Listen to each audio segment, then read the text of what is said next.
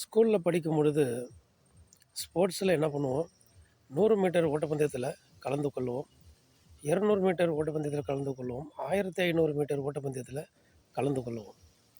அதற்காக நம்ம ப்ராக்டிக்ஸ் எடுப்போம், அதற்காக பயிற்சி எடுப்போம். எப்படி ஆகிலும் ஓடி அதில் என்ன பண்ணிடணும், ஜெயிச்சிடணும், மெடல் வாங்கிடணும், கிரீடம் வாங்கிடணும்னு சொல்லி அதற்காக ரொம்ப நாள் என்ன பண்ணுவோம், பிரயாசப்பட்டு கொண்டே இருப்போம். அந்த நாள் வரும், அதில் நம்ம முயற்சியை அங்கே முழுமையாக செலுத்தி ஓடி அதில் நம்ம 1 2 3 நம்ம அதில் பரிசை பெற்றுக்கொள்வோம். அப்போ நம்ம தலையில் ஒரு கிரீடம் சூட்டுவார்கள், மெடல் நமக்கு கொடுப்பார்கள். நமக்கு வாழ்க்கை என்கிற எந்த ஓட்டத்திலையும் 100 மீட்டர் 200 மீட்டர் 1500 கிலோமீட்டர்னு நம்ம வாழ்க்கையும் ஒரு ஓட்டமாக தான் ஓடிக்கொண்டு இருக்கிறது. ஆனாலும் இன்னொரு ஓட்டத்தை குறித்து பரிசுத்த வேதாகமத்தில் எழுதப்பட்டிருக்கிறது.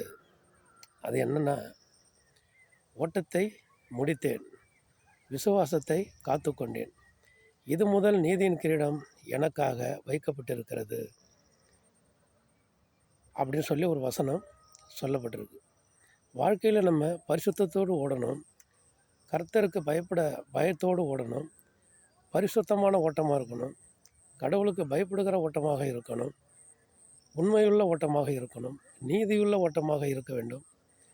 இப்படி நம்ம ஓடனோம்னா வாடாத கிரீடம் என்கிற பரலோகத்தில் தேவன் நமக்கு கொடுக்கிற ஜீவ கிரீடத்தை நம்ம பெற்றுக்கொள்வோம்.